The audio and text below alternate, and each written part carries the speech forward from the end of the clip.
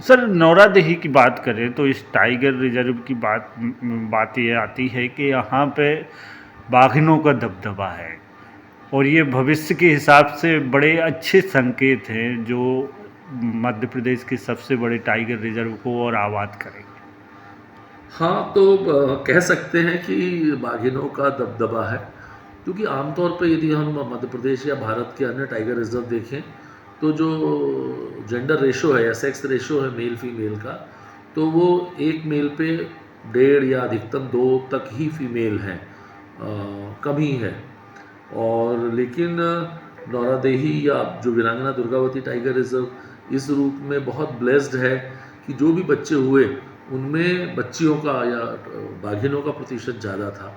तो मेरा एक अनुमान है कि यहाँ पे 2 से भी ज़्यादा वो रेशो है 2.5 या 3 के आसपास होगा। और अभी जब अखिल भारतीय बाघ आकलन के परिणाम आएंगे तो चीज़ें और भी पुष्ट रूप से क्लियर हो जाएंगी या ज्ञात हो जाएगा। तो वो एक बहुत पॉजिटिव साइन है, क्योंकि ज़्यादा यदि हमारे पास फीमेल पॉपुलेशन है तो ग्रोथ बहुत फास्ट होगा। और जैसा मैं ये भी बताता हूँ आपको कि वैसे भी 2018 में हमने 2 टाइगर यहाँ इंट्रोड्यूस करे थे और आज 20 से 30 टाइगर हैं हमारे पास में।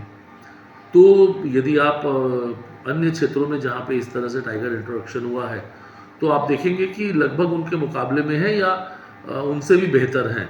यदि हम सरिस्का का ग्रोथ पैटर्न देखेंगे तो सरिस्का 2008 में हुआ था और अभी लगभग वहाँ 30 से 40 टाइगर हैं। तो यहाँ का ग्रोथ तो बहुत फास्ट है और उसमें हमारे कर्मचारियों की बहुत मेहनत है जगह को सुरक्षित रखने के लिए।